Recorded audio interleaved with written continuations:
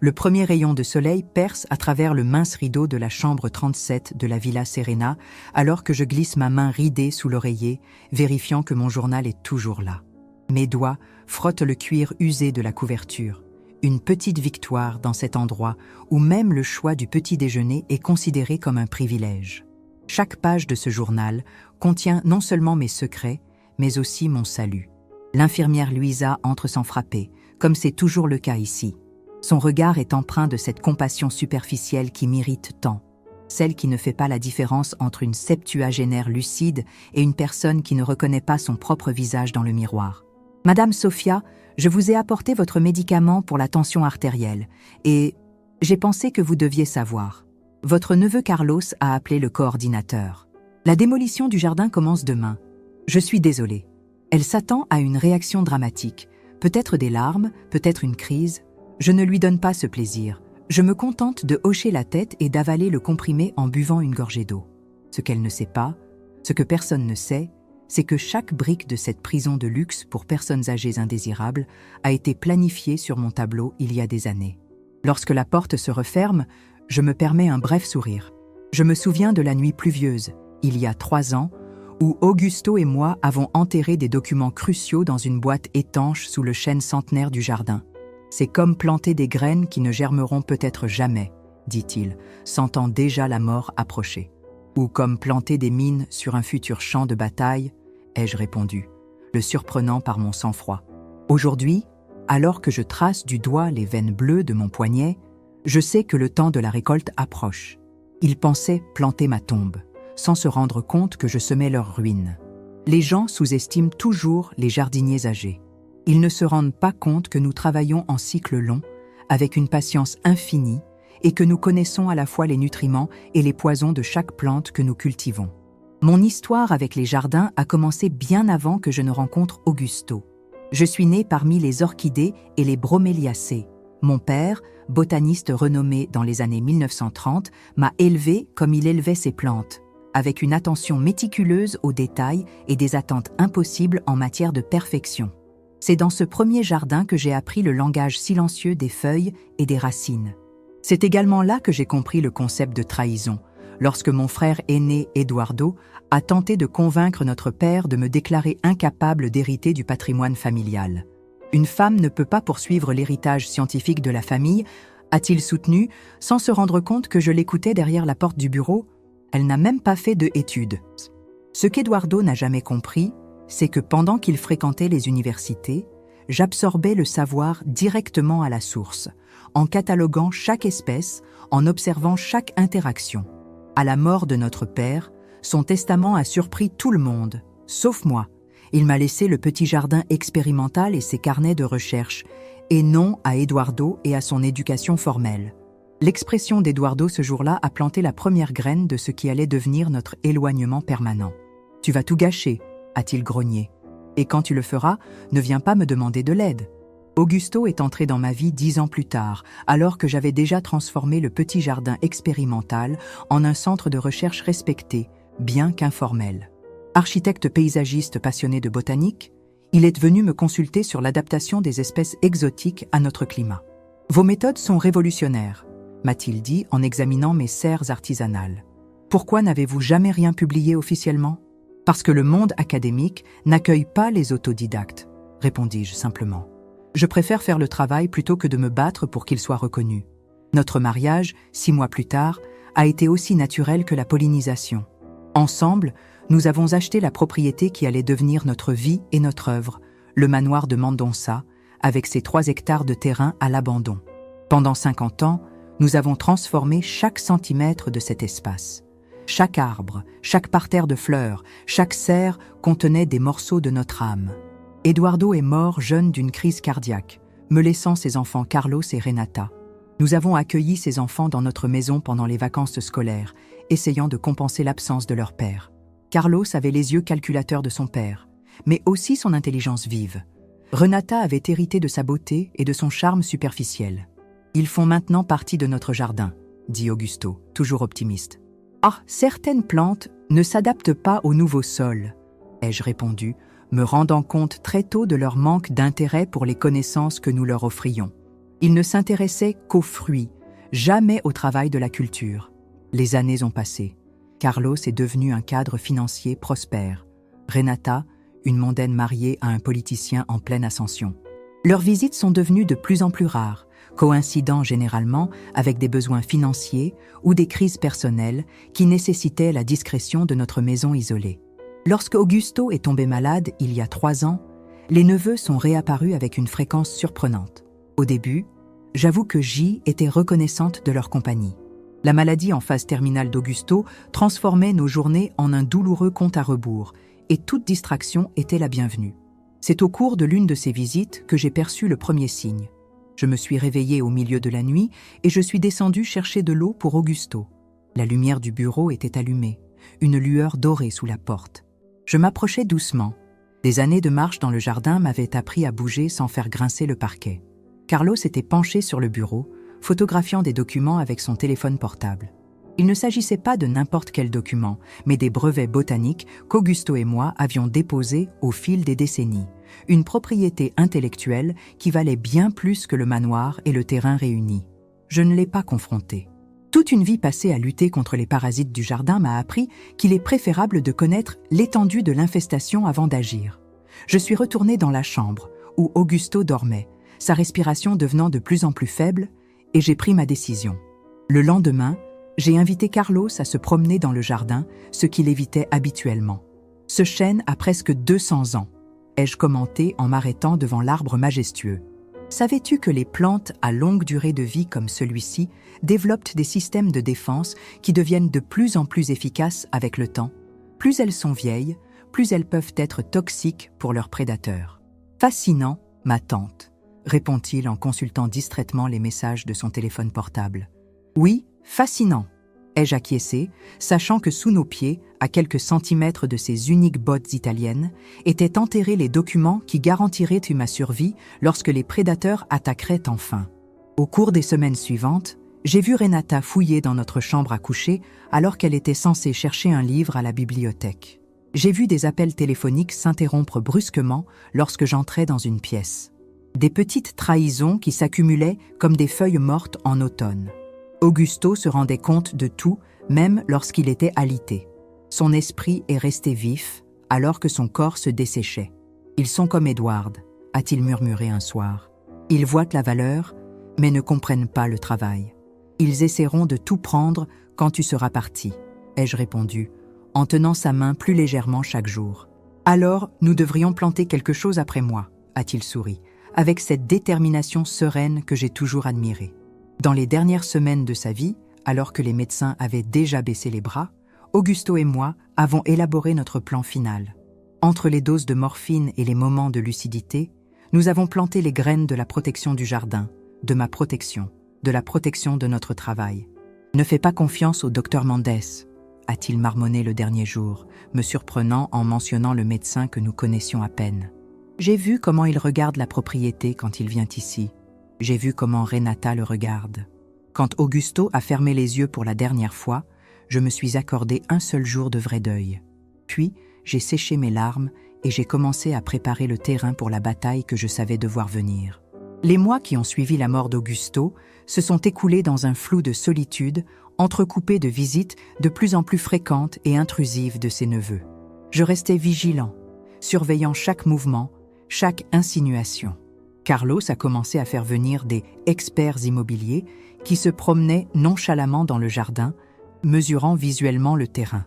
Renata insistait pour organiser mes documents personnels, essayant toujours de trouver quelque chose qu'elle ne spécifiait jamais clairement. « Tante, où sont les papiers du brevet de la plante médicinale que l'oncle Augusto a mis au point? Je pensais lui rendre un petit hommage ?» m'a-t-elle demandé un après-midi, son sourire n'atteignant pas ses yeux. « Oh là là, ces documents sont en lieu sûr », ai-je répondu vaguement. « Ne vous en faites pas pour l'instant. » Le siège s'est lentement refermé. Je me suis rendu compte que les anciens employés du jardin commençaient à être licenciés avec des excuses élaborées par Carlos, qui proposait de gérer la propriété pendant que je me reposais. De nouveaux employés sont apparus. Des gens qui rendaient compte de mes activités quotidiennes, j'en suis sûr. C'est au cours d'un de ces après-midi que j'ai remarqué la voiture du docteur Mendes, garée discrètement dans la rue latérale de la propriété.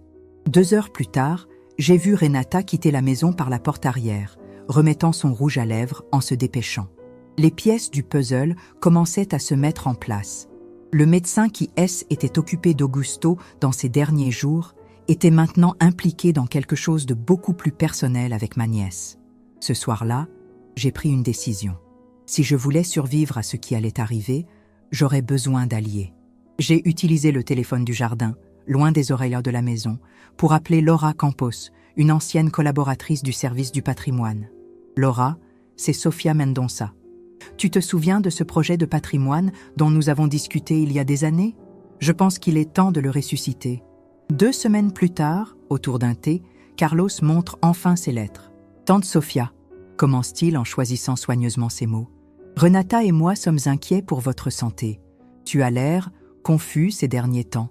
Tu oublies des choses, tu parles tout seul dans le jardin. C'est vrai ?» demandai-je en me resservant du thé calmement, même si je sentais mon pouls s'accélérer. « Oui, et nous avons pensé qu'il serait bon d'avoir une évaluation professionnelle, juste au cas où. » « Quel genre d'évaluation, ma chère ? Le docteur Mendes est un spécialiste de la santé des personnes âgées. Il pourrait venir pour une visite occasionnelle, juste pour s'assurer que tout va bien. » J'ai hoché la tête, faisant semblant de réfléchir à la suggestion, mais intérieurement, je savais déjà ce qui m'attendait. Ce soir-là, j'ai envoyé au bureau de Laura une enveloppe contenant des copies de toutes mes notes récentes, consignant chaque conversation suspecte, chaque intrusion. La visite du docteur Mendes a eu lieu 3 jours plus tard. Un homme d'âge mûr, aux cheveux gris, soigneusement peignés et aux manières douces, qui ne pouvait dissimuler ses yeux calculateurs. La même expression que celle que j'ai vue chez les agents immobiliers lors de l'évaluation des biens. « Madame Sofia, comment vous sentez-vous ces derniers temps ?» a-t-il demandé, assis dans mon salon, flanqué de Carlos et de Renata en guise de garde. « Très bien, docteur.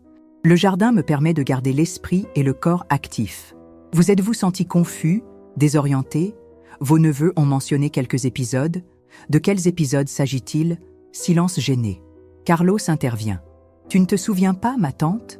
La semaine dernière, nous t'avons trouvé dans le jardin à l'aube, disant que tu devais vérifier les orchidées parce qu'Auguste te l'avait demandé. » Un mensonge éhonté. Je ne confondrai jamais mes moments de désir avec des hallucinations, mais je comprenais le jeu. « Docteur, » dis-je calmement, « je suis parfaitement lucide. Mon mari et moi avons consacré notre vie à ce jardin, et je continue à faire le travail qu'il appréciait. Si cela paraît étrange à des gens qui ne comprennent pas la passion des plantes, j'en suis désolé pour eux. » Le médecin a pris quelques notes, a posé quelques questions plus superficielles sur mon quotidien, mon alimentation. À aucun moment, il n'a procédé à un examen physique ou cognitif approfondi. À la fin, il a demandé à parler à mes neveux en privé. Je savais ce qui se passait dans cette conversation, même sans l'entendre. On me déclarait inapte, non pas sur la base de preuves médicales, mais pour des raisons de commodité. Pendant que j'attendais dans la salle, j'ai appelé discrètement un numéro que j'avais mémorisé, celui d'Elena Vieira, une avocate spécialisée dans les droits des personnes âgées que Laura m'avait recommandé. Je n'ai pas pu terminer l'appel. Carlos est revenu trop vite. La suite a été rapide et brutale. En moins de 48 heures, une ambulance privée s'est arrêtée devant le manoir. 2 infirmières sont entrées avec un fauteuil roulant dont je n'avais pas besoin. « À Madame Sofia, » dit l'une d'elles avec une fausse gentillesse, « nous sommes venus vous emmener dans un endroit où vous recevrez les soins appropriés. »« Je n'irai nulle part, » ai-je répondu en me retirant vers le jardin. « C'est ma maison. » Carlos m'a barré la route. « Tante, ne complique pas les choses. Le docteur Mendes a déterminé que tu avais besoin d'une surveillance constante. La Villa Serena est le meilleur lieu de repos de la ville. »« Et c'est un enlèvement ?»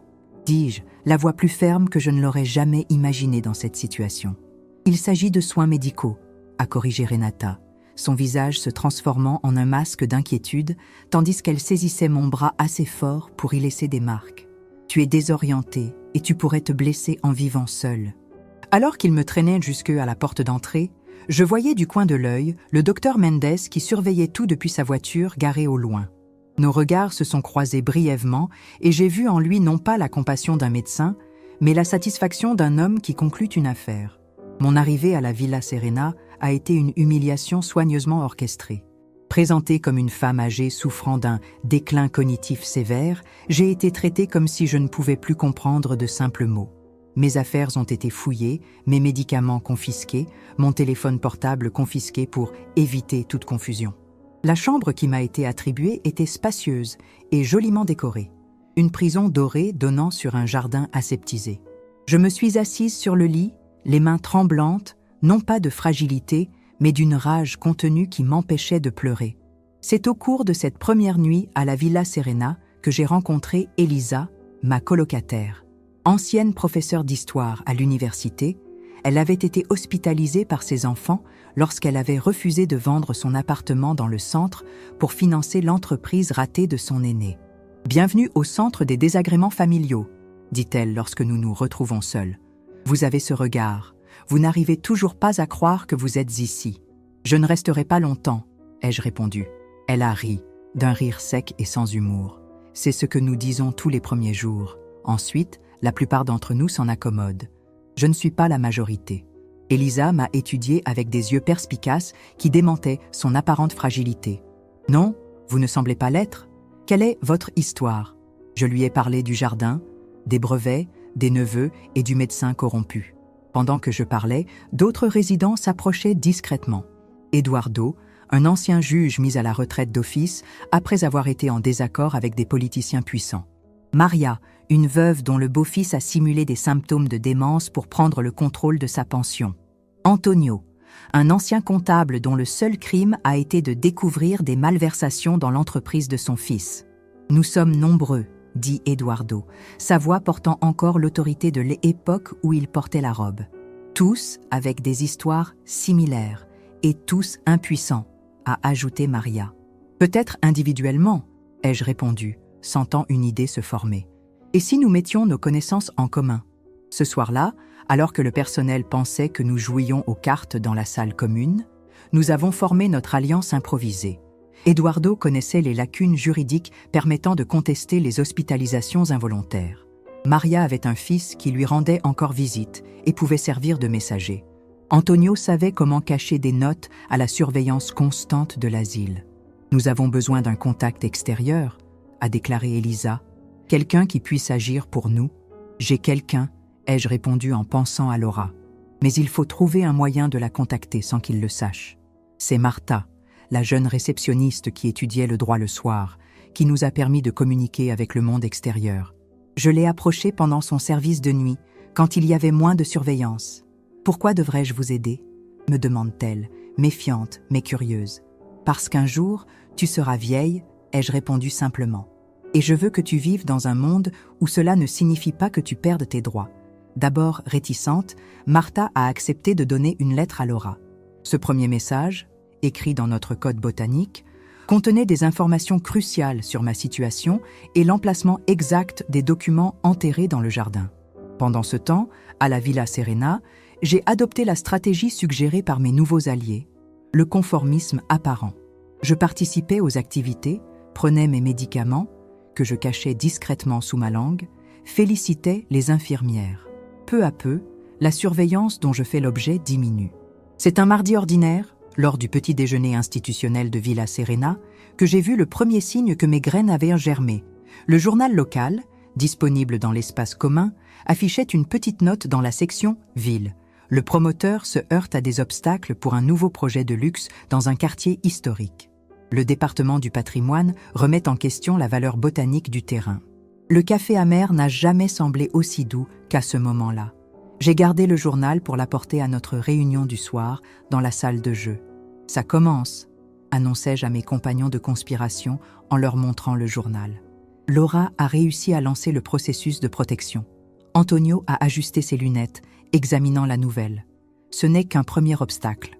Son neveu est probablement déjà en train de mobiliser des avocats. « Oui, mais ils ne s'attendaient pas à une résistance ?» sourit Elisa. « Pensez-vous qu'ils ont réussi à trouver les documents enterrés ? Je l'espère. C'est notre meilleure preuve de la valeur scientifique du jardin. » Eduardo, toujours prudent, reste sceptique. « Nous avons besoin de plus qu'une petite victoire bureaucratique. Il nous faut un moyen de te faire sortir d'ici, Sofia. » J'ai acquiescé, sachant qu'il avait raison. Une semaine plus tard, Martha a réussi à me remettre discrètement une note de Laura, document retrouvé. Nous avons entamé une procédure formelle. Nous avons besoin de votre témoignage technique. Nous cherchons à contester juridiquement l'hospitalisation. Tenez bon. Avec cette confirmation, nous avons intensifié nos efforts à l'intérieur de l'asile. Eduardo a suggéré que nous commencions à documenter les irrégularités dans l'établissement lui-même. Médicaments excessifs, restrictions illégales, négligence occasionnelle. Maria, avec son apparence fragile qui trompait tout le monde, est devenue notre principale observatrice, notant méticuleusement chaque infraction. Les journées s'éternisaient dans la monotonie de la Villa Serena, mais j'avais désormais un but, un jardin de résistance invisible que je cultivais avec le même soin que celui que j'apportais à mes plantes rares. 3 semaines après le premier article de presse, Carlos est venu me rendre une visite surprise. Était la première fois que je le voyais depuis mon hospitalisation. « Ah, tante Sofia !» salue-t-il, son ton faussement enjoué contrastant avec la tension qui se lit sur son visage. « Comment te sens-tu ?»« Très bien, ma chère. Cet endroit est si paisible. » Il étudia mon visage, à la recherche de signes de résistance ou de colère. Je gardais une expression placide, les années passées à négocier avec des fournisseurs difficiles s'avérant enfin utiles. « C'est bien. Je suis venu vous donner des nouvelles de la maison. Nous rencontrons quelques obstacles bureaucratiques dans la vente. » « Vraiment ? Quel genre de contretemps ? Une hésitation ? Rien d'important. Juste de la paperasse gouvernementale, vous savez ? Je le sais parfaitement, répondis-je en m'autorisant un petit sourire. La bureaucratie, c'est un peu comme les mauvaises herbes. Elle surgit au moment où l'on s'y attend le moins et il est difficile de l'arracher. Son regard se durcit momentanément. En parlant de mauvaises herbes, nous avons dû enlever une grande partie de votre jardin. Il empiétait sur les fondations de la maison. Le coup de couteau était précis. Il visait à blesser. J'ai pris une grande inspiration, résistant à l'envie de révéler que je connaissais la vérité. Les plantes sont résistantes, Carlos. Certaines ont des graines qui dorment pendant des décennies, attendant le bon moment pour germer. Il est parti peu après, visiblement contrarié de ne pas avoir réussi à aimer ébranler. Ce soir-là, j'ai fait part de la conversation à mes alliés. Il est inquiet, conclut Elisa. Il ne viendrait pas en personne juste pour la tourmenter. « Je suis d'accord, » dit Eduardo. « Il doit se passer quelque chose d'important. » C'est Maria qui apporte la confirmation 2 jours plus tard, lorsque son fidèle fils lui rend visite. Il lui apporta non seulement des fleurs, mais aussi une tablette cachée parmi les cadeaux, contenant des nouvelles récentes qui n'étaient pas parvenues à l'asile. « Regardez ça », murmura-t-elle ce soir-là, en nous montrant la tablette depuis la sécurité de sa chambre. Le rapport était plus détaillé cette fois-ci. Le département du patrimoine historique avait émis un ordre de préservation préliminaire pour le jardin botanique expérimental de Mendonça, citant sa pertinence scientifique exceptionnelle et sa contribution à la biodiversité urbaine. Le promoteur Nova Era et les représentants de la propriété, citant le nom de Carlos, ont été informés qu'ils devaient suspendre toute modification du terrain jusqu'à ce que l'évaluation soit finalisée. Mais le véritable trésor se trouvait dans les commentaires d'une porte-parole du ministère, Laura, identifiée comme une botaniste consultante, déclarant que le jardin contenait des espèces rares et des techniques de culture développées pendant des décennies par la propriétaire Sofia Mendonça, dont le travail scientifique informel a révolutionné les méthodes d'adaptation des plantes tropicales. Elle en établit publiquement la valeur scientifique, explique Eduardo. C'est génial. Et en insistant sur le fait que vous êtes le créateur, ajoute Antonio. Cela affaiblit l'argument selon lequel vous êtes incapable de travailler. Une étincelle d'espoir s'est allumée dans ma poitrine. Cela pourrait marcher. La nouvelle suivante est arrivée par l'intermédiaire de Martha, qui avait pris le risque d'apporter une enveloppe pendant son service de nuit. À l'intérieur se trouvait une courte lettre d'Elena Vieira, l'avocate spécialisée dans les droits des personnes âgées.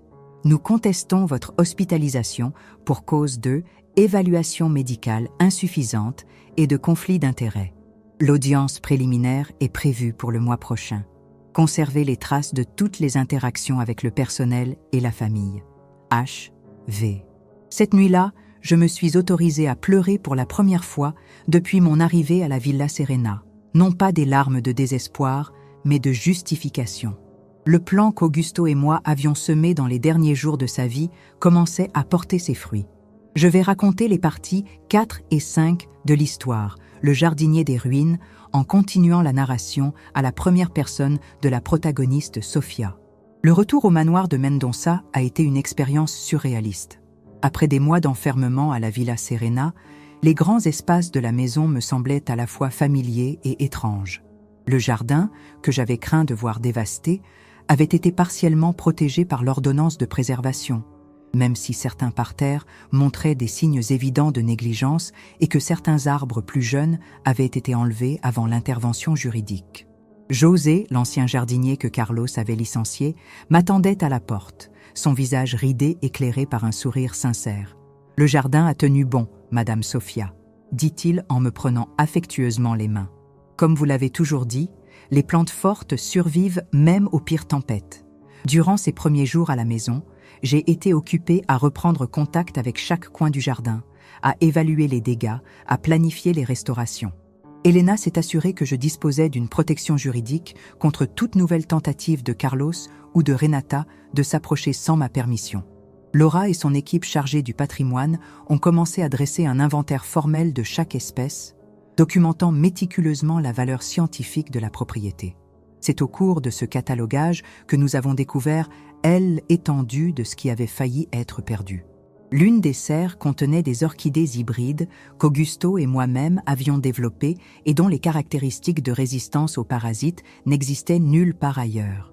Une autre abritait des broméliacées adaptées au climat local qui, comme l'a confirmé un professeur d'université bénévole, pourrait révolutionner la culture urbaine de ces plantes. C'est un trésor national, Donna Sofia, commente le professeur, émerveillé par nos carnets méticuleux.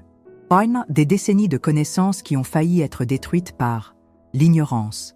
Par ignorance, nous savions tous deux qu'il entendait la cupidité.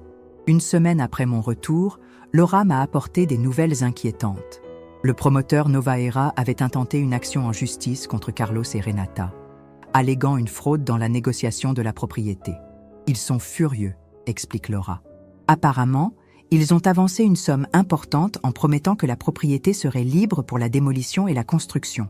Maintenant que le processus de mise en vente est en cours, le terrain a perdu une grande partie de sa valeur commerciale. Qu'en est-il de mes neveux ? Carlos fait l'objet d'une enquête pour fraude financière. Il semble qu'il ait utilisé l'avance du promoteur immobilier pour couvrir des dettes personnelles.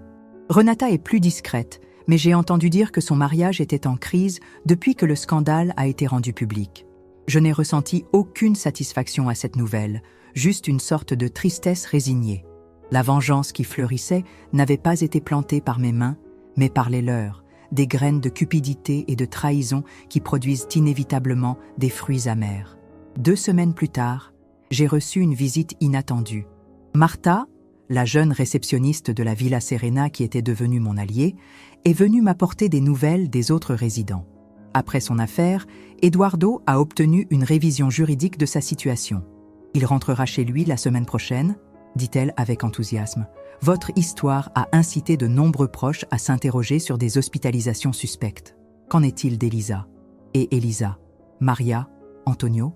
Elisa se bat toujours, mais ses perspectives sont meilleures. Les autres vont bien, ils ont envoyé leurs salutations.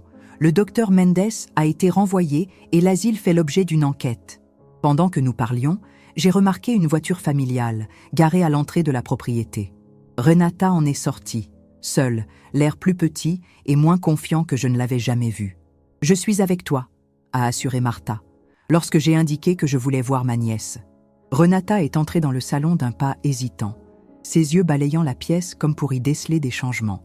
Elle semblait avoir vieilli de plusieurs années en quelques semaines, des cernes profonds sous les yeux, des cheveux sans leur éclat habituel, des vêtements qui n'affichaient plus le luxe ostentatoire d'autrefois. « Tante Sofia », commença-t-elle, la voix tremblante. « Je suis venue m'excuser. » « Pour quelle partie exactement, Renata ? D'avoir essayé de me faire hospitaliser contre mon gré ? D'avoir conspiré avec un médecin corrompu ? D'avoir essayé de détruire le travail de toute une vie ? » Des larmes perlèrent dans ses yeux, mais je ne ressentis pas le besoin de la réconforter. Des décennies de culture m'ont appris que toute taille n'est pas bénéfique. Certaines plantes ont besoin d'être confrontées à des conditions défavorables pour développer une véritable résilience. « Pour tout ?» a-t-elle répondu dans un murmure. « Je n'ai pas compris ce que tu faisais. Carlos m'a dit que C était pour ton bien, que l'argent de la vente te permettrait d'avoir les meilleurs soins. Et vous l'avez cru ? Ou tu as choisi de le croire parce que C était pratique ?» Elle baisse la tête. Ricardo m'a quitté. Il a dit qu'il ne pouvait pas risquer sa carrière politique en étant associé au scandale. Ricardo, le mari ambitieux qui daignait rarement rendre visite à la vieille tante de sa femme. Et Carlos? Je n'ai pas eu de nouvelles de lui depuis des jours. Les avocats du promoteur immobilier réclament leur argent, mais il en a déjà dépensé la majeure partie. Un silence pesant s'installe entre nous. Finalement, j'ai demandé « Pourquoi es-tu vraiment venue, Renata ?» Elle a hésité, ses doigts tordant nerveusement la lanière de son sac, qui n'était plus un article de marque, j'ai remarqué, mais quelque chose d'ordinaire et d'usé. « J'ai besoin d'aide », finit-elle par admettre. « Je suis enceinte. » La révélation m'a frappée comme une branche qui se brise sous un poids inattendu. De Ricardo, une rougeur coupable couvre son visage. Dr Mendes. La dernière pièce du puzzle se mettait en place. Le complot avait des racines plus profondes et plus personnelles que je ne l'avais imaginé. Une liaison, une grossesse prématurée, le besoin urgent de ressources financières. Genève n'était pas seulement un obstacle à la richesse, mais aussi à la nouvelle vie qu'ils envisageaient ensemble. Qu'est-ce qui lui est arrivé? Avec Mendes? Il s'est enfui. Lorsque l'enquête du comité d'esthétique a commencé, il a tout simplement disparu. Il ne répond même pas à mes appels. J'ai étudié le visage de ma nièce, la fille que mon frère Eduardo n'a jamais vue grandir. Il y a toujours eu une distance entre nous, même lorsqu'elle était enfant. Augusto était capable de se connecter avec elle, de trouver des étincelles de curiosité authentique que je n'avais jamais identifiées. En la voyant dépouillée de son arrogance habituelle, je me suis rendu compte à quel point elle avait toujours été fragile. « Qu'attends-tu de moi, Renata ?»« Ah, je ne sais pas, » avoue-t-elle, l'air vraiment perdu. « Tout ce que je sais, c'est que tu es la seule famille qui me reste. La seule personne qui peut-être se soucie encore de moi, même après tout. » À ce moment-là, j'ai ressenti le poids de la décision la plus difficile que j'ai jamais eue à prendre, plus grande que n'importe quel défi de culture, plus complexe que n'importe quelle technique botanique. Que faire d'une plante qui a essayé de nous empoisonner, mais qui porte maintenant une graine innocente? Tu peux rester dans la chambre d'amis, ai-je finalement dit, temporairement. Nous devons parler des conditions et des attentes. Le soulagement sur son visage fut immédiat et profond. Merci, ma tante. Je vous promets. Ne promets rien pour l'instant, l'ai-je interrompu. Les promesses sont comme des graines, faciles à répandre, difficiles à faire pousser. Tu devras le montrer par des actes, pas par des mots. Après que Renata se soit installée dans la chambre d'amis, Martha a exprimé son inquiétude. « Êtes-vous sûre de cela, Madame Sofia? Après tout ce qu'elle a fait, je ne suis sûre de rien, avouai-je. Mais il y a un enfant en jeu maintenant.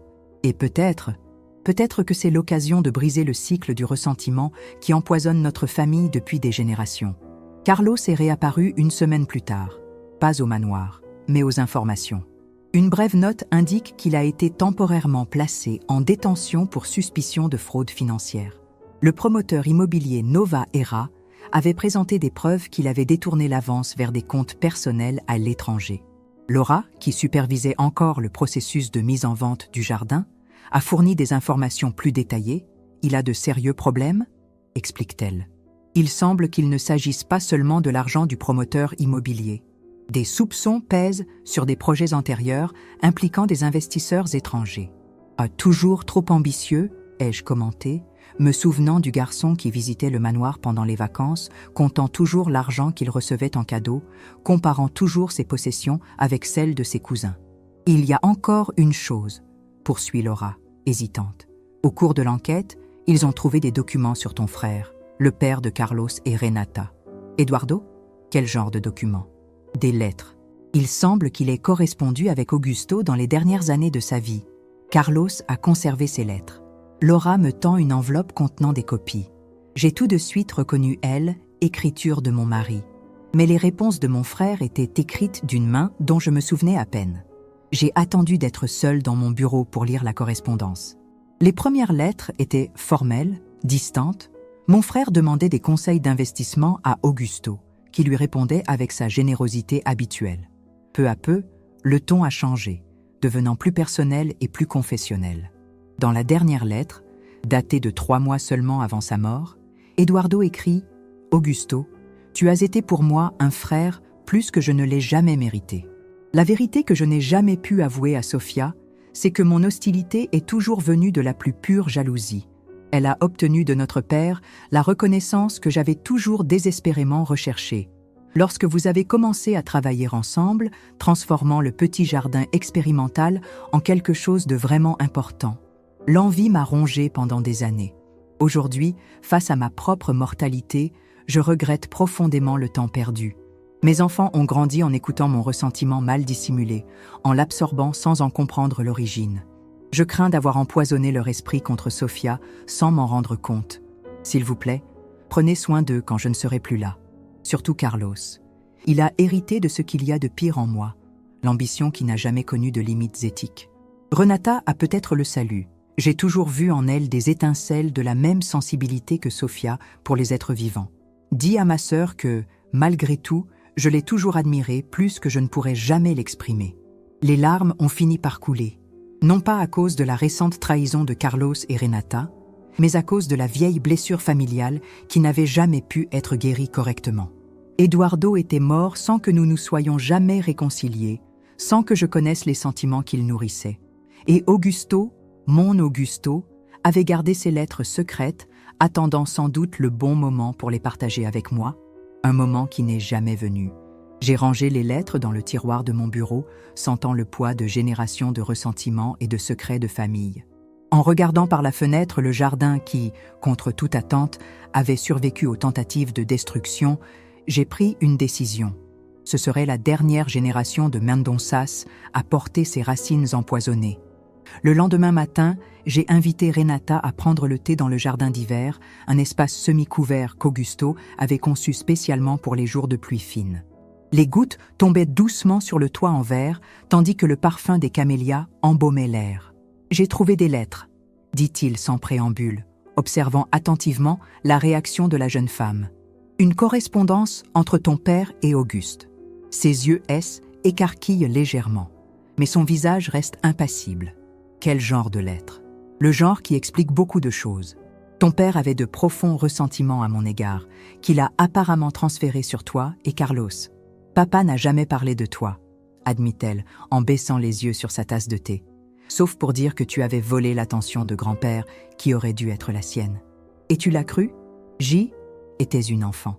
Les enfants croient leurs parents. Et quand tu as grandi, elle soupira, passant distraitement la main sur son ventre encore plat. Quand j'ai grandi, l'histoire était tellement ancrée que je ne l'ai pas remise en question. Carlos ne cessait de la renforcer. Comment tante Sophia était manipulatrice, comment elle avait trompé grand-père, comment elle avait l'intention de tout prendre. Je lui ai tendu les copies des lettres. Ton père a finalement trouvé la paix avant de mourir. Pendant que Renata lisait, j'ai observé les changements sur son visage, le choc, la tristesse, une prise de conscience douloureuse qui émergeait lentement. Lorsqu'elle a terminé, des larmes silencieuses ont coulé sur ses joues. Pourquoi Carlos a-t-il caché cela? Avait-il ces lettres pendant tout ce temps? Probablement parce qu'elles contredisaient le récit qu'il avait construit, ai-je répondu. Il était plus commode de continuer à me voir comme un ennemi, surtout quand il y avait une fortune en jeu. Ce haine n'était pas seulement une question d'argent, m'a-t-elle avoué, me surprenant. Était une question de victoire. Carlos a toujours tout vu comme une compétition. Être meilleur que son père, meilleur que ses cousins, meilleur que n'importe qui. Te vaincre, prendre ce qui t'appartenait, serait la plus grande victoire. Et vous, étiez-vous aussi pour la victoire? Elle hésite, regardant le jardin sous la pluie fine. Au début, peut-être, puis, ensuite, était la peur. Carlos a un pouvoir sur les gens, une façon de leur faire croire que ses plans sont inévitables, qu'il n'y a pas d'alternative. Comme le docteur Mendes, ai-je suggéré. Il rougit. Oui. Lors de notre première rencontre, lorsque l'oncle Augusto était malade, il m'a fait me sentir spécial. Il m'a dit que nous étions semblables, qu'ensemble nous pourrions construire quelque chose d'extraordinaire. Et tu y as cru. Elle acquiesce, gênée. Le plan semblait si simple. Il te déclarerait inapte. Carlos vendrait la propriété, je divorcerais de Ricardo, et nous commencerions une nouvelle vie avec ma part de l'argent. J'ai même découvert que J était enceinte, ce qui semblait être un signe. Quand avez-vous réalisé que vous étiez utilisé? Ses yeux rencontrèrent les miens, enfin, libérés de leur dissimulation habituelle. Quand on t'a enlevé. Ton expression ce jour-là, c'était comme si je me regardais dans un miroir et que je voyais le pire de moi-même. Le silence entre nous, naine, était comblé que par le bruit de la pluie sur la vitre. Finalement, j'ai demandé « Qu'est-ce que tu veux maintenant, Renata ?»« Vraiment ? Je veux ?» a-t-elle hésité, comme si l'honnêteté était un muscle atrophié depuis longtemps. « Je veux que mon fils ait une meilleure chance que moi. Je veux briser ce cycle de souffrance qui empoisonne notre famille depuis des générations. » Les mêmes mots que ceux que j'avais prononcés la veille. Coïncidence ou signe que, malgré tout, il y a plus de moi en elle que je ne l'ai jamais soupçonné. Alors nous commencerons par là, ai-je décidé. Mais nous devons d'abord faire éclater toute la vérité. Le lendemain, j'ai demandé à Elena d'organiser une visite au centre de détention où Carlos était détenu. Renata a insisté pour m'accompagner, malgré mes avertissements sur la réaction que nous risquions d'avoir. Carlos avait l'air d'un étranger lorsqu'on l'a fait entrer dans la salle de visite. Son costume impeccable avait été remplacé par des vêtements simples. Son visage était marqué par une barbe mal rasée, ses yeux étaient durs et méfiants. « Vous êtes venue vous moquer de mon malheur, ma tante ?» sont ses premiers mots, chargés d'amertume. « Je suis venue comprendre comment nous en sommes arrivés là, » répondis-je calmement. « Et tu as amené le traître avec toi » poursuivit-il en jetant un regard venimeux à Renata. « Petite sœur, je pensais que tu étais trop occupée avec ton amant médecin pour les visites familiales. » « Carlos, ça suffit, » intervient Renata, avec une fermeté qui me surprend. « Nous sommes ici pour te dire la vérité, toute la vérité. » « Quelle vérité ? Que tu m'as abandonnée dans les moments difficiles. Que tu retournes chez tante Sofia maintenant que ton plan parfait avec le docteur Mendes s'est effondré ? La vérité sur notre père, ai-je répondu en sortant les lettres de l'enveloppe. La vérité sur les ressentiments dont nous héritons sans poser de questions. Son visage a légèrement pâli, mais il a gardé son expression de défi. J'ai déjà lu ces lettres. Ce ne sont que les divagations sentimentales d'un homme malade. Et vous admettez donc que vous les avez intentionnellement cachées, que vous saviez que votre père avait fait la paix avec le passé, mais que vous préfériez entretenir le ressentiment ? Je suis coincée, ma tante. Ma réputation est détruite. J'ai tout perdu. Qu'attendez-vous de plus de moi ? Des aveux dramatiques ? Un repentir ? Je l'ai regardé. Pas seulement l'homme aigri en face de moi, mais le garçon qui avait autrefois couru dans le jardin, fasciné par les papillons qu'Auguste et moi avions attirés avec des fleurs spécifiques. Le jeune homme qui avait fait preuve d'une intelligence précoce en mathématiques, qui aurait pu utiliser son intelligence pour quelque chose de constructif et non de destructif. Je veux la vérité, Carlos. Pas pour me venger, mais parce que sans elle, nous resterons piégés dans ce cycle toxique. Quelque chose dans mon ton a dû le toucher, car j'ai vu un bref éclair de vulnérabilité dans ses yeux avant que le masque du cynisme ne revienne. Quelle vérité veux-tu entendre ? Que j'ai passé ma vie à essayer de prouver ma valeur à un père qui ne parlait que de la brillance de sa sœur ? Que j'ai grandi en entendant que je ne serais jamais assez bien ? Que lorsque j'ai enfin eu la chance de te surpasser, de prouver que je pouvais conquérir ce que tu estimais le plus, j'ai saisi l'occasion ? Et cela en valait-il la peine ? ai-je demandé doucement. Il rit, d'un rire amer et vide. « Regarde-moi, ma tante. Qu'en penses-tu ? Je pense qu'il est encore temps de choisir un autre chemin. Facile à dire quand on est du côté des vainqueurs. Il n'y a pas de gagnant dans cette histoire, Carlos. Il n'y a que de vieilles blessures que nous ne cessons de rouvrir. Notre rencontre s'est terminée sans la catharsis que j'avais secrètement espérée. Carlos est resté sur la défensive, refusant d'assumer la pleine responsabilité de ses actes. Malgré cela, j'ai senti que quelque chose avait changé, une petite brèche dans l'armure de ressentiment qu'il avait accumulée au fil des décennies. Pendant le trajet du retour, Renata est restée silencieuse, perdue dans ses pensées. Finalement, alors que nous approchions du manoir, elle a pris la parole. Il a toujours été comme ça, tu sais, même quand nous étions enfants. Inconsolable dans sa colère, incapable de pardonner la moindre injustice. Comme son père, ai-je remarqué. Comme notre père, a-t-elle convenu. Mais je ne veux pas être comme ça. Je ne veux pas que mon fils grandisse en portant ce fardeau. Mais lorsque nous sommes arrivés au manoir, une surprise nous attendait sur la véranda. Un homme âgé, appuyé sur une canne, regardait le jardin d'un air contemplatif. « Professeur Martin » m'exclamai-je en reconnaissant le botaniste de renom qui visitait parfois notre jardin il y a quelques dizaines d'années. « Sofia Mendonça » sourit-il. « Toujours vivante et combative, comme vos plantes les plus résistantes. » Je lui ai présenté Renata, en lui expliquant que le professeur Martins avait été l'un des rares universitaires à reconnaître l'importance de notre travail expérimental il y a plusieurs décennies. Je suis venu dès que j'ai entendu parler du processus d'héritage, a-t-il expliqué. Lorsque j'ai lu votre combat pour préserver ce jardin, j'ai su que je devais venir. Nous avons invité le professeur à prendre le thé pendant qu'il nous racontait son histoire récente.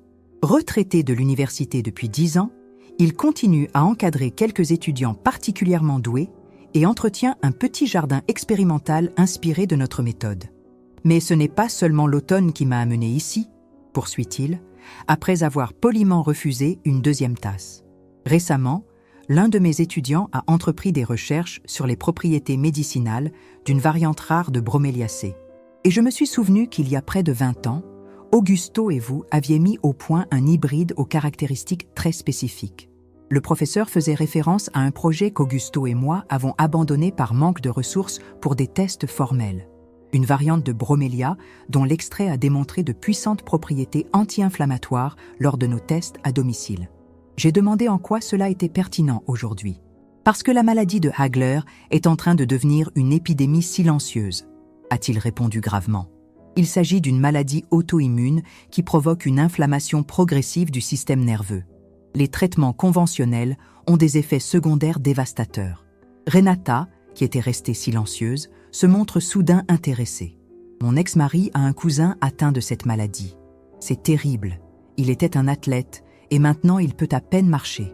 Et précisément, acquiesce le professeur, et dans nos tests préliminaires, les composés dérivés du type de bromélia que vous et Augusto avez développé montrent des résultats prometteurs sans les effets secondaires des traitements actuels.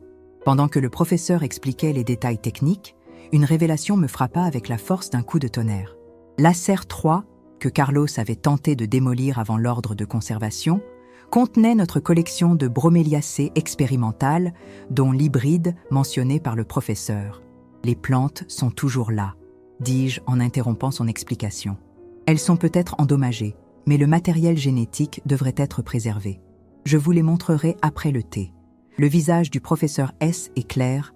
Ce serait extraordinaire, Sophia. Nous pourrions assister à une avancée significative dans le traitement d'une maladie débilitante qui affecte des milliers de personnes.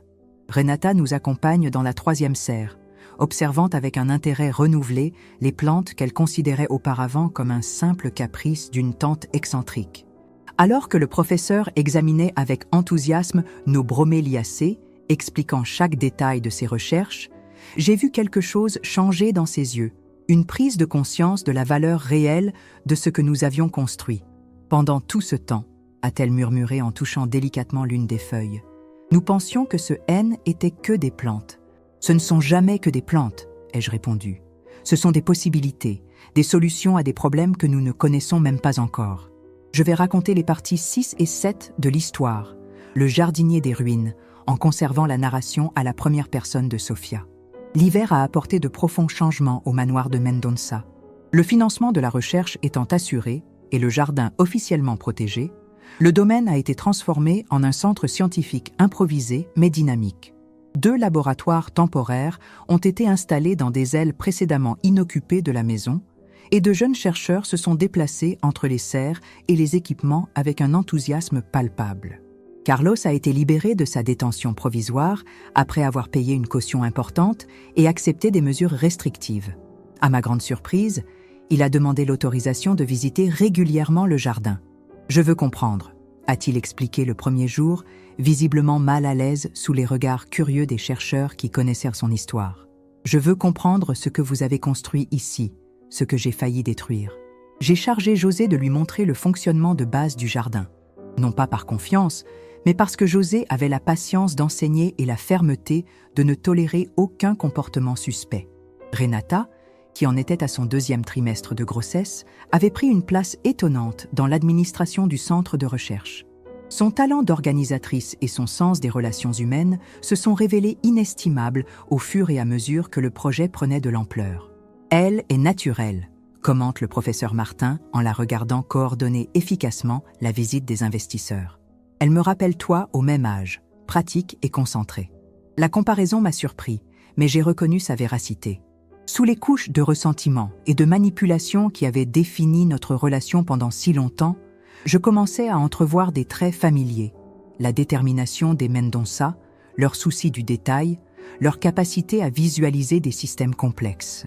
C'est au cours de cette période de calme relatif que nous avons reçu des nouvelles inquiétantes concernant le docteur Mendes.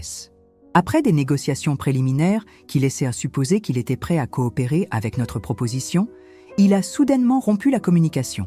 Elena, grâce à des contacts à elle étrangers, a découvert qu'il avait disparu de sa cachette en Argentine. « C'est inquiétant », dit-elle. « Il pourrait être en train d'essayer de vendre ses connaissances à des tiers ou de préparer une autre opération juridique. » Les soupçons d'Elena se sont avérés exacts, mais pas de la manière attendue.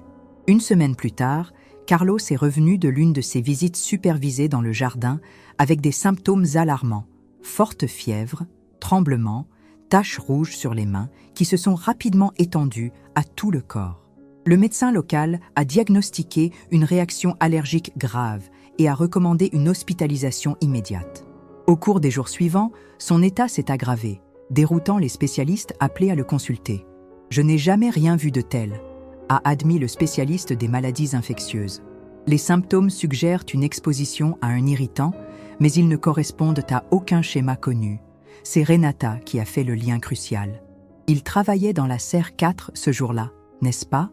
Là où se trouvent les rares vignes d'Amazonie. J'ai confirmé cette information auprès de José, qui m'a rapporté que Carlos avait effectivement passé des heures dans cette serre, insistant pour apprendre la culture spécifique de ces plantes notoirement difficiles. Mais ces plantes ne sont pas toxiques, ai-je expliqué au médecin. Augusto et moi les manipulons depuis des décennies, sans aucun incident. Le professeur Martins, qui examinait des échantillons des plantes en question, a fait une découverte troublante. Ce ne sont pas exactement les mêmes plantes que celles que vous cultiviez, Sophia. La structure cellulaire présente de subtiles modifications. Quelqu'un a modifié ces plantes. Un frisson me parcourt l'échine. Modifié comment? Et quand? Je ne peux pas le dire avec certitude, mais il s'agit d'un travail de professionnel, quelqu'un qui a des connaissances poussées en botanique et peut-être en génie génétique. L'implication était claire et terrifiante. Il a dû le faire pendant ses visites, ou le faire faire par quelqu'un d'autre. Carlos est resté à l'hôpital, son état s'est stabilisé, mais reste grave. Les médecins essayaient de mettre au point un traitement pour une maladie qu'ils n'avaient jamais vue auparavant. Une toxine inconnue qui semblait attaquer sélectivement le système nerveux, provoquant une inflammation progressive. L'ironie amère ne m'a pas échappé. Carlos souffrait de symptômes similaires à ceux de la maladie de Hagler, l'affection même pour laquelle nos broméliacées pourraient offrir un traitement. Un rappel des conséquences de la cupidité, suggère sombrement le professeur Martin, ou un piège délibérément tendu. Tandis que l'équipe médicale s'efforçait de stabiliser Carlos, j'y étais confronté à un dilemme moral que je n'avais jamais imaginé. Les plantes modifiées qui l'avaient empoisonné étaient maintenant le meilleur indice pour développer un antidote. Mais les mêmes connaissances qui me permettraient de le sauver pourraient être utilisées pour reproduire une terrible arme biologique. Je me suis demandé un soir, en regardant le jardin éclairé par la lune, ce qu'aurait fait Auguste. La réponse était toujours aussi claire, il utiliserait les connaissances pour guérir, pas pour blesser, quel que soit le patient. Au cours des semaines suivantes, j'ai travaillé sans relâche avec le professeur Martin et 2 experts en toxicologie pour identifier la toxine et mettre au point un contre-agent. Ce processus m'a obligé à me replonger dans la science formelle que j'avais abandonnée depuis des décennies, à mettre à jour mes connaissances et à apprendre des techniques modernes. Renata est restée aux côtés de son frère autant que possible, se partageant entre les soins hospitaliers et la supervision du centre de recherche. Son état de grossesse avancée rendait la tâche encore plus épuisante, mais elle faisait preuve d'une résilience qui me rappelait moi-même dans les moments difficiles. « Tu n'es pas obligé de faire ça », lui ai-je dit un après-midi, alors que je la trouvais endormie dans un fauteuil à côté du lit de Carlos. « Il t'a terriblement maltraitée. » Elle s'est réveillée lentement, caressant son ventre proéminent. « C'est mon frère. Et ce bébé mérite de connaître son oncle, même avec tous ses défauts. Tu as changé, ai-je remarqué. Un petit sourire s'est dessiné sur ses lèvres. Peut-être que j'ai juste trouvé la personne que j'ai toujours été, sous toutes les couches de blessures, comme l'une de tes plantes qui ont besoin de conditions spécifiques pour montrer leur vraie nature. La percée s'est produite un matin pluvieux, lorsque le professeur Martin a finalement identifié le mécanisme de la toxine. Comme nous le soupçonnions, il s'agissait d'une version modifiée d'un composé naturellement présent dans les vignes de la serre 4, modifié pour augmenter considérablement sa puissance. C'est ingénieux et terrible, explique-t-il en me montrant les résultats.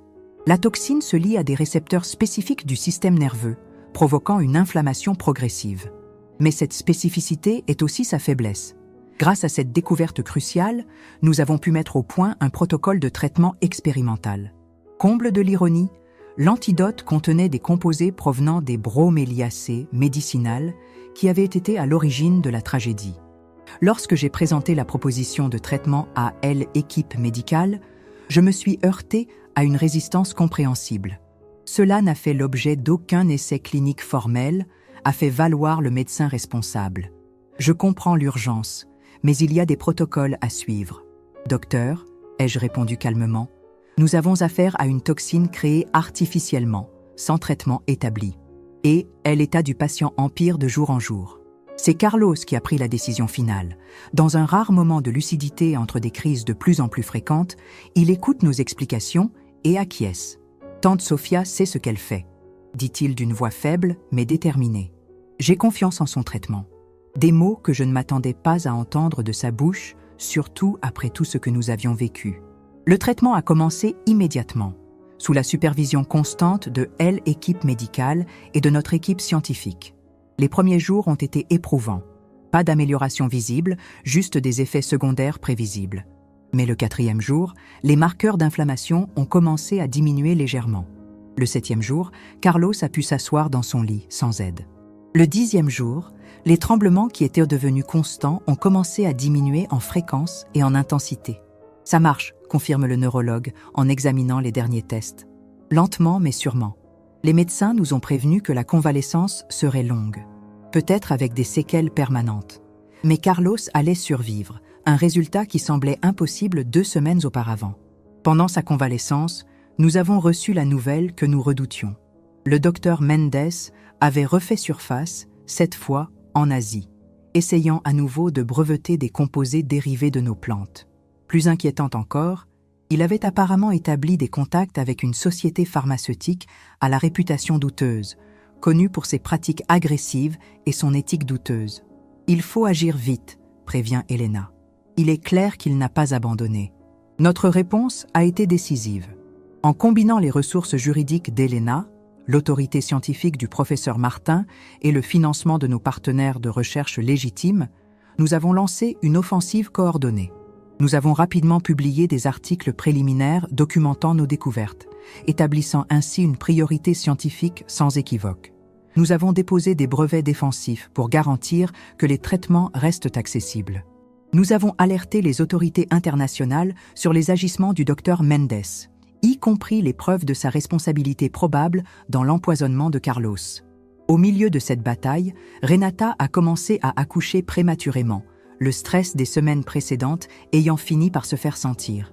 J'ai quitté le laboratoire en toute hâte lorsque j'ai appris la nouvelle, et je l'ai trouvée à l'hôpital local, effrayée mais déterminée. Je suis là, lui ai-je assuré en lui tenant la main pendant ses contractions. Tout va bien se passer. Après 6 heures de travail, elle a donné naissance à une petite fille en bonne santé, bien que prématurée de 3 semaines. Lorsque l'infirmière a placé le nouveau-né dans ses bras, Renata m'a regardée avec des yeux pleins de larmes. « J'aimerais l'appeler Julia, » dit-elle, « comme ta maman, si vous me le permettez. » Cet hommage inattendu à ma mère, décédée jeune et que Renata n'avait jamais connue, m'a profondément touchée. « C'est un prénom parfait, » ai-je répondu en regardant la petite fille qui reliait désormais nos générations, malgré toutes les blessures et les trahisons qui avaient tenté de nous séparer. Lorsque Carlos a appris la naissance, encore en convalescence à l'hôpital, il a demandé à voir sa nièce. La scène de Renata amenant sa fille dans la chambre de son frère, encore faible, mais les larmes aux yeux en tenant la petite Julia, a été un moment de réconciliation qui n'avait pas besoin de mots. « Elle a les yeux de Mendonça », a-t-il commenté en observant les traits du nouveau-né. « Et j'espère qu'elle a plus de votre force que de mon entêtement. » C'est à ce moment-là que j'ai compris. Quelles que soient les erreurs commises, les blessures infligées, nous étions unis par des liens plus forts que le ressentiment. Comme des plantes de la même espèce, nous avions des racines communes et peut-être, juste peut-être, pouvions-nous apprendre à grandir ensemble sans nous disputer la même lumière. Le printemps est arrivé avec une explosion de couleurs dans le jardin du manoir de Mendonça, aujourd'hui officiellement désigné comme le centre de recherche botanique de Mendonça. Les serres ont été modernisées, des laboratoires permanents ont remplacé les installations temporaires, et une petite équipe de chercheurs et de jardiniers travaille en harmonie, préservant le passé tout en construisant l'avenir. Carlos, encore en convalescence mais capable de marcher à l'aide d'une canne, a développé un intérêt inattendu pour la documentation historique du jardin. Il a passé des heures dans l'ancien bureau d'Augusto, organisant méticuleusement des décennies de notes, de photographies et de correspondances. « C'est fascinant », a-t-il commenté un après-midi où je l'ai rejoint pour prendre le thé. Elle, évolution de votre pensée au fil des ans, la façon dont vous avez accumulé des connaissances sans les ressources des grandes institutions. Nous avons fait ce que nous pouvions avec ce que nous avions, ai-je répondu simplement. Il a hésité, ajustant les lunettes de lecture qu'il porte désormais en permanence, un vestige neurologique de l'empoisonnement. J'ai beaucoup réfléchi à l'héritage, ma tante, à ce que nous construisons par rapport à ce que nous détruisons dans nos vies. Le sérieux de sa voix m'a surprise. Le Carlos que je connaissais depuis des décennies s'autorisait rarement des moments d'introspection sincère. Et quelles sont les conclusions auxquelles tu es arrivé ? Que j'ai perdu beaucoup de temps et de talent à essayer de prouver ma valeur par l'accumulation et la compétition. Il fait un geste vers les piles de cahiers qui l'entourent. Vous avez créé quelque chose qui survivra pendant des générations. J'ai failli le détruire pour... Quoi ? Pour de l'argent dont je n'avais pas vraiment besoin ? Une victoire vaine sur une tante qui n'a jamais été vraiment mon adversaire ? Tu suivais la voie tracée par ton père ? Oui, mais à un moment donné, j'aurais dû remettre en question cette voie. Il soupira. Un son fatigué qui portait le poids de ses choix. L'empoisonnement a été horrible, mais aussi une sorte de éveil. Être si près de la mort libère merveilleusement l'esprit. J'ai reconnu dans ces mots des échos de mon propre éveil à la Villa Serena. Comment la menace de tout perdre m'a fait apprécier encore plus ce que j'avais construit. Je lui ai demandé ce qu'il comptait faire maintenant. Si vous me le permettez, j'aimerais contribuer à préserver cet héritage. Pas en tant que gestionnaire ou contrôleur, mais comme archiviste, peut-être. Quelqu'un qui organise le passé pour que d'autres puissent s'en inspirer à l'avenir. La proposition m'a pris au dépourvu. Carlos a toujours été un homme d'action, impatient avec les détails historiques, toujours concentré sur la prochaine entreprise, la prochaine conquête. Pourquoi maintenant ? Il regarde par la fenêtre le jardin où Renata se promène avec la petite Julia dans les bras. Parce que j'ai enfin compris que l'immortalité ne vient pas des fortunes ou des bâtiments qui portent notre nom, mais du savoir que nous transmettons. Dans la pièce voisine, on entendait le bourdonnement excité de LA, équipe de recherche. Les premiers essais cliniques du traitement dérivé de nos broméliacées avaient commencé avec des résultats préliminaires prometteurs pour les patients atteints de la maladie de Hagler. D'accord, ai-je finalement accepté. Mais nous aurons des règles claires. Un sourire sincère, chose rare sur son visage anguleux, illumine brièvement ses traits. Je n'en attendais pas moins, tandis que Carlos trouvait le chemin de la rédemption en préservant le passé, Renata suivait un chemin différent. La maternité semble avoir réveillé ses talents et ses intérêts jusqu'alors en sommeil. Lorsque Julia a eu 6 mois, elle m'a fait une proposition surprenante. J'ai réfléchi, a-t-elle commencé après avoir endormi le bébé, au nombre de personnes qui pourraient bénéficier des connaissances de ce jardin, mais qui n'auront jamais accès aux traitements pharmaceutiques officiels. Qu'avez-vous en tête ? Un programme éducatif. Apprendre aux communautés à cultiver des versions simplifiées des plantes médicinales que vous avez développées. Pas les hybrides complexes, bien sûr, mais des variétés que toute personne disposant d'un petit jardin ou d'un pot pourrait entretenir. L'idée m'a tout de suite intriguée. Comme un réseau de jardiniers médicinaux communautaires ? Exactement. Son visage s'est illuminé d'enthousiasme. En commençant localement, puis en s'étendant. Nous pouvons travailler avec des écoles, des centres communautaires, des gens comme moi qui n'ont jamais apprécié les plantes jusqu'à ce qu'ils comprennent leur véritable potentiel. Était une évolution naturelle du travail qu'Augusto et moi avions commencé il y a des décennies lorsque nous partagions nos connaissances de manière informelle avec nos voisins et nos amis. Mais à une échelle plus grande et mieux organisée, en atteignant potentiellement des personnes que les grandes sociétés pharmaceutiques ignoraient. Je pense qu'Augusto adorerait cette idée, ai-je dit, sentant sa présence presque tangible à ce moment-là. Renata a souri, et dans ce sourire, j'ai vu le reflet du mien, la satisfaction de trouver un but après des périodes de désorientation et de perte. La semaine même où nous avons officiellement approuvé le programme éducatif de Renata, nous avons reçu des nouvelles du docteur Mendes. Interpol avait finalement retrouvé sa trace en Thaïlande, où il tentait d'établir un laboratoire clandestin axé sur les modifications génétiques de nos espèces botaniques. Il va être extradé, nous a annoncé Elena avec une satisfaction contenue. Les charges comprennent la tentative de meurtre, compte tenu des preuves qu'il a délibérément modifié les plantes qui ont empoisonné Carlos. Qu'adviendra-t-il de lui ? Demandai-je, ressentant non pas de la vengeance, mais de la tristesse face au gâchis de talent et de savoir. Probablement de nombreuses années de prison. À moins que, Elena hésite. Il y a une possibilité légale. S'il accepte de coopérer pleinement, de révéler tout ce qu'il sait sur les modifications génétiques, d'aider à développer des antidotes pour d'autres toxines possibles, le procureur pourrait envisager une réduction de peine. La décision était complexe. Le docteur Mendes avait conspiré contre moi, fait du mal à ma famille et failli tuer mon neveu. Mais il possédait aussi des connaissances qui pouvaient sauver des vies. Ce dilemme éthique semblait refléter tout mon parcours récent, l'équilibre entre la justice et la compassion, entre la punition et la rédemption. « Qu'est-ce que vous suggérez ?» demandai-je à Elena. « Juridiquement, nous avons de solides arguments en faveur de la peine maximale », a-t-elle répondu avec professionnalisme. Personnellement, je pense qu'il ne faut jamais gaspiller le savoir, même s'il provient de sources compromises. Après avoir consulté Carlos, Renata et le professeur Martin, nous avons décidé de soutenir un accord qui permettrait au docteur Mendes de contribuer à la recherche sous une supervision stricte et avec des garanties étendues. Il ne s'agissait pas d'un pardon. Il resterait confronté à des conséquences importantes pour ses crimes, mais d'une tentative d'extraire quelque chose de constructif d'une situation profondément destructrice. Comme l'explique le professeur, dans la nature, même l'engrais le plus vilain peut nourrir les plus belles fleurs. Pourquoi en serait-il autrement avec le savoir humain ? L'automne a apporté des changements significatifs au Centre de recherche botanique de Mendonça. Le programme éducatif de Renata a commencé ses premiers cours, avec des listes d'attente étonnamment longues. Carlos a achevé la numérisation des archives historiques, les rendant accessibles aux chercheurs du monde entier. La petite Julia fait ses premiers pas entre des parterres de fleurs soigneusement protégées, sous l'œil attentif de José.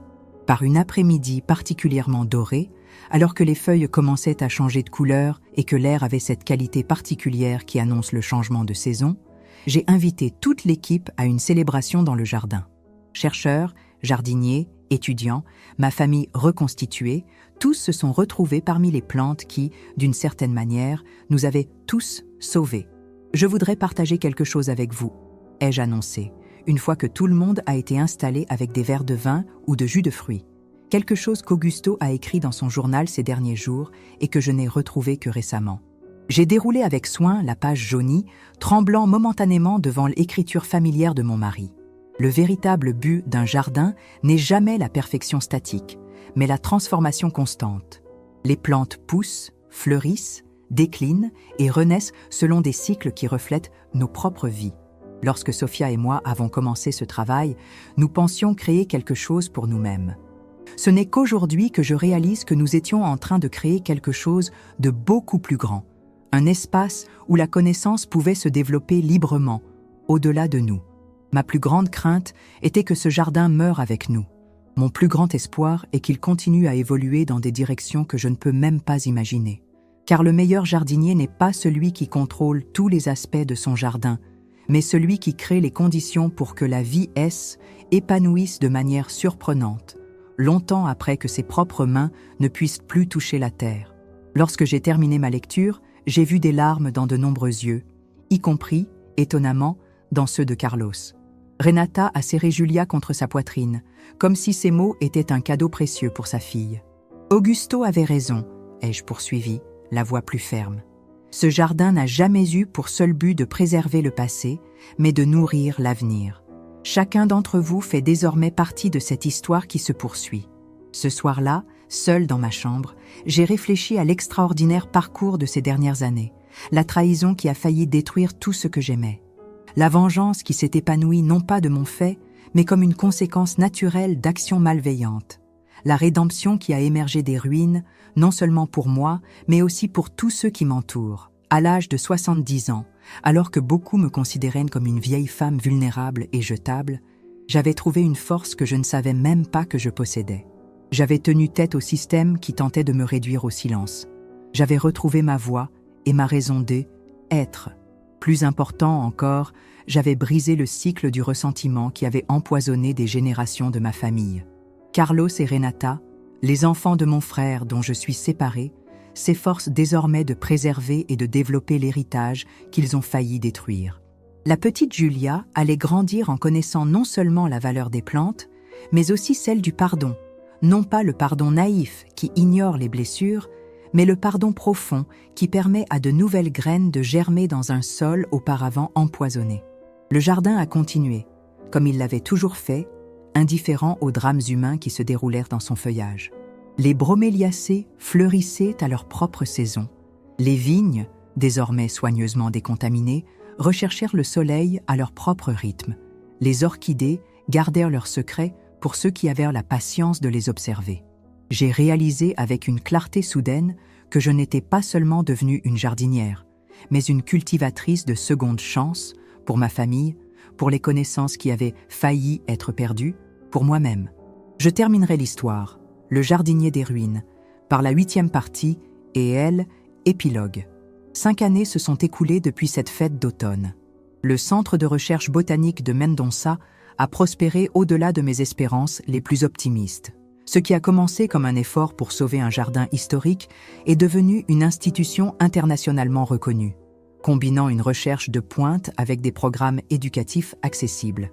Le traitement dérivé de nos broméliacées a finalement été approuvé pour un usage médical après des essais cliniques rigoureux. Sur notre insistance, un modèle de brevet progressif a été mis au point pour garantir l'accès aux patients des pays à faible revenu. Carlos, qui utilise désormais ses contacts dans le monde de la finance de manière constructive, a joué un rôle déterminant dans la création de ce modèle innovant. Renata a étendu son programme éducatif à 10 pays, en se concentrant particulièrement sur les communautés rurales où l'accès aux médicaments conventionnels était limité. Sa fille Julia, aujourd'hui âgée de 5 ans, bavarde et d'une curiosité insatiable, l'accompagne souvent dans ses déplacements, devenant ainsi la mascotte officieuse du programme. Quant au Dr Mendes, sa coopération lui a valu une peine réduite mais significative. Depuis sa cellule, il a continué à contribuer à la recherche sous une stricte surveillance, rappelant de manière ambiguë que le talent et le savoir peuvent être utilisés pour détruire et guérir à la fois. Dans ma 75e année, j'ai trouvé un nouveau rythme, moins de jours dans le laboratoire, plus de temps pour encadrer les jeunes chercheurs et documenter la philosophie qui sous-tend nos méthodes. J'ai commencé à écrire un livre, non seulement sur la botanique, mais aussi sur la résilience, la transformation et le renouveau. C'est au cours de cette période de relative tranquillité qu'un visiteur inattendu est arrivé au centre par un après-midi pluvieux de printemps. Une jeune femme d'une vingtaine d'années, dont les cheveux noirs encadrent des traits qui lui semblent immédiatement familiers. « Madame Sofia Mendonça ?» demanda-t-elle lorsque José la fit entrer dans mon bureau. « Je m'appelle Marina Mendes. Je suis la fille du docteur André Mendes. » Cette révélation m'a fait l'effet d'un coup de tonnerre. Je n'avais jamais pensé que l'homme qui avait conspiré contre moi avait une famille. Une fille qui devait maintenant faire face aux stigmates des crimes de son père. « Asseyez-vous, s'il vous plaît, » lui ai-je proposé en l'observant attentivement. Il y avait quelque chose dans son regard direct qui me rappelait son père, mais sans la manipulation calculatrice que j'avais toujours décelée chez lui. « Je suis venue parce que j'ai besoin de comprendre », explique-t-elle, ses mains légèrement tremblantes serrant un dossier. Mon père était un médecin respecté, un chercheur, et soudain, il est devenu un criminel international. J'ai besoin de comprendre comment c'est arrivé. La vulnérabilité de sa voix a touché quelque chose de profond en moi, le écho de ma propre quête de compréhension lorsque j'ai découvert la trahison de Carlos et Renata. Je n'ai pas toutes les réponses, ai-je répondu honnêtement. Ton père a pris des décisions qui ont blessé beaucoup de gens, y compris moi et ma famille. Mais je crois aussi que les gens complexes sont rarement totalement bons ou mauvais. Marina a hoché la tête, ouvrant soigneusement le dossier. J'ai trouvé ceci parmi ses affaires. Je pense qu'il devrait vous être remis. À l'intérieur se trouvaient de vieilles photographies. Augusto et moi, il y a des décennies, travaillant dans le jardin que je venais de créer. Sur l'une d'elles, un jeune assistant dont je me souvenais à peine se tenait à côté de nous, un carnet à la main. « Mon père a travaillé avec vous ?» ai-je demandé, perplexe. Pendant une courte période, apparemment, en tant qu'étudiant bénévole. Il n'en a jamais parlé? Cette révélation m'a stupéfiée. Tant de jeunes gens étaient repassés par notre jardin au fil des ans, étudiants, apprentis, bénévoles. Se pourrait-il qu'André Mendès ait été l'un d'entre eux? Il y a si longtemps que son visage s'est perdu dans les brumes de la mémoire. Il y a plus, poursuit Marina en sortant un vieux carnet de sa mallette. Ton journal intime de Elle Époque. Avec sa permission, j'ai feuilleté les pages jaunies. Elle Écriture était bien celle d'André Mendès, bien que plus jeune et moins contrôlée. Les entrées décrivaient, avec une admiration presque révérencieuse, le travail qu'Augusto et moi faisions. Il détaillait les techniques qu'il avait apprises avec nous, les idées qu'il avait inspirées. Dans une lettre particulièrement émouvante, il écrit « Sofia Mendonça voit ce que personne d'autre ne peut voir dans les plantes. Elle comprend leur langage d'une manière que la science formelle n'a pas encore atteinte. Un jour, j'espère développer la même intuition, cette connexion profonde avec le monde naturel qui transcende les méthodes conventionnelles. Cela n'a pas de sens, ai-je murmuré, plus à moi-même qu'à Marina. S'il nous admirait tant, pourquoi a-t-il essayé de nous détruire? Je pense que la réponse se trouve dans les dernières pages, répondit-elle doucement. Les dernières entrées ont révélé une autre dimension de l'histoire. André avait proposé une collaboration formelle, souhaitant développer certaines de nos techniques dans un contexte académique. Augusto et moi, toujours attachés à notre indépendance et sceptiques à l'égard des institutions officielles, avons poliment décliné l'offre. La dernière entrée était brève et amère, refusée à nouveau. Ils préfèrent garder leurs précieuses connaissances isolées, accessibles uniquement aux quelques élus qu'ils jugent dignes. Quel gâchis de potentiel! Un jour, je prouverai que ce savoir mérite une portée plus large que celle que peut offrir un jardin privé. J'ai refermé le journal, en ressentant une complexité d'émotions, choc, confusion, compréhension à contre-cœur. Il a transformé l'admiration en ressentiment, ai-je observé. Et il a gardé ce ressentiment pendant des décennies. Marina m'a révélé que son père avait avoué que la modification des plantes N était destinée à provoquer des symptômes bénins chez Carlos. Un avertissement, pas une tentative d'assassinat. Il avait perdu le contrôle du processus. Je lui ai demandé ce qu'elle comptait faire maintenant. « Je suis botaniste », a-t-elle répondu avec une lueur de détermination dans les yeux. « Mais je suis spécialisée dans la restauration écologique. J'utilise les plantes pour soigner les environnements endommagés. Le symbolisme ne m'a pas échappé, une voix très différente de celle de ton père. C'est peut-être ma forme de rédemption. Réparer ce qui a été cassé, même si ce n'est pas de mes mains. Cet après-midi-là, j'ai fait visiter le jardin à Marina, lui montrant les mêmes plantes qui avaient fasciné son père il y a des décennies. J'ai observé ses connaissances authentiques, son respect pour les espèces rares. Lorsqu'elle m'a demandé si elle pouvait travailler avec nous, j'ai hésité. Mais j'ai suggéré un projet spécifique de restauration écologique. Son arrivée a créé des vagues prévisibles. Carlos y est d'abord opposé, la considérant comme une extension de l'homme qui avait failli le tuer. Mais peu à peu, même lui a reconnu la valeur de son travail. 1 an après son arrivée, j'ai été témoin d'une scène improbable. Carlos et Marina discutaient calmement des techniques de conservation des semences rares. « Je ne peux pas lui pardonner », m'a dit Carlos plus tard, en parlant du docteur Mendes. « Je ne le pourrai jamais. Personne n'attend cela de toi », lui ai-je répondu. Mais elle n'est pas lui. Elle est comme nous l'étions, portant des héritages compliqués, essayant d'en faire quelque chose de meilleur. Ces mots m'ont fait l'effet d'une révélation. Carlos, qui avait si longtemps vu le monde en termes de compétition et de domination, reconnaissait à présent les schémas complexes qui reliaient nos histoires. Je pense que c'est là le véritable travail du jardin, ai-je réfléchi. Il ne s'agit pas seulement de cultiver des plantes, mais de cultiver la compréhension, voir des schémas et des liens là où d'autres ne voient que des différences. 10 ans plus tard, la jeune chercheuse ajuste soigneusement ses lunettes en examinant mon journal usé aux pages jaunies par le temps. Le laboratoire autour d'elle bourdonne d'activité, mais son attention reste fixée sur mes mots manuscrits. « Avez-vous trouvé quelque chose d'intéressant, docteur Julia ?» demande Carlos, un homme aux cheveux entièrement blancs, toujours appuyé sur sa canne caractéristique. « Ce journal de tante Sophia ?» répond-elle en passant respectueusement ses doigts sur mon écriture. Il y a des entrées qui n'ont jamais été incluses dans ses mémoires publiées. Quel genre d'entrées? Des réflexions plus personnelles, sur la vengeance, sur la transformation, des moments où elle a envisagé des chemins plus sombres. Carlos acquiesce lentement. La Sophia que le public connaissait était la sage jardinière, la scientifique intuitive, la réconciliatrice. Mais elle avait de nombreuses facettes que peu de gens voyaient. Elle écrit ici « Il y a des jours où je goûte l'amertume de la vengeance comme un fruit sauvage sur ma langue, enivrant et vénéneux à la fois. Auguste craignait ce côté de moi, cette capacité à cultiver le ressentiment aussi patiemment que je cultive des orchidées rares. » Carlos rit doucement. Sophia a toujours eu cette dualité.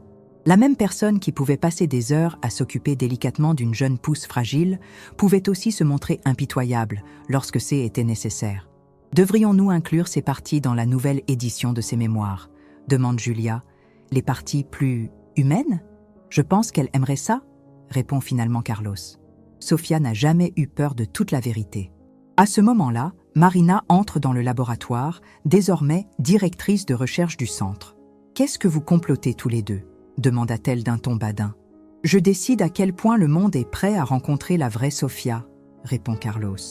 Marina sourit, comprenant immédiatement. La Sophia que j'ai rencontrée dans les dernières années de sa vie m'a dit quelque chose que je n'ai jamais oublié. Le véritable héritage n'est pas dans les plantes que tout le monde peut voir et admirer, mais dans les graines invisibles que nous plantons dans le cœur et l'esprit des autres. Marina les conduit à l'extérieur, à travers les jardins à la française, pour finalement arriver dans une zone plus sauvage du domaine. Là, dans une petite clairière entourée d'arbres centenaires, une plante extraordinaire avait fleuri. « Impossible !» murmure Carlos, qui s'approche avec stupéfaction. C'est l'orchidée lune que Sophia et Augusto essaient de cultiver depuis des décennies, sans succès. Celle qui, théoriquement, ne pourrait pas exister sous notre climat. La plante brillait d'une douce luminescence à l'ombre des arbres, ses fleurs d'un blanc nacré presque translucide. « Nous avons trouvé des graines conservées dans l'un des vieux carnets d'Auguste, » explique Marina. Elles étaient en sommeil depuis près de 50 ans.